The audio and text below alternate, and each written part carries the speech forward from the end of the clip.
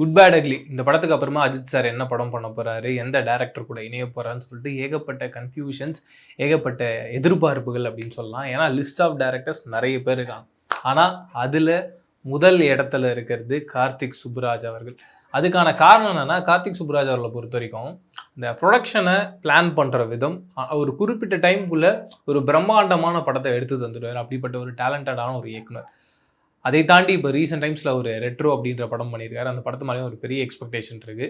கார்த்திக் சுப்புராஜ் இந்த பக்கம், நம்ம அஜித் சார் இந்த பக்கம், அவங்க 2 பேரும் இணையறாங்கன்னா அந்த காம்பினேஷன் வேறு மாதிரியாக ஒன்றா இருக்க போகுது.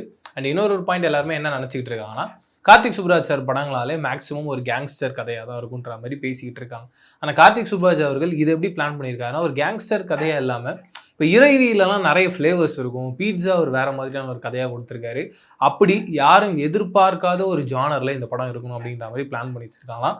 பட் என்ன இருந்தாலும் ரசிகர்களுக்கு எந்த விதத்துலையும் இந்த எக்ஸைட்மெண்ட் குறையாமல் இப்படி ஒரு கண்டென்ட்டை தரணும் அப்படின்ற மாதிரியும் பிளான் பண்ணியிருக்காங்களாம். வெயிட் பண்ணி பார்ப்போம் இந்த வாட்டி என்ன ஜானரில் அஜித் சாரும் கார்த்திக் சுப்புராஜ் சாரும் இணைய போகிறாங்கன்னு சொல்லிட்டு.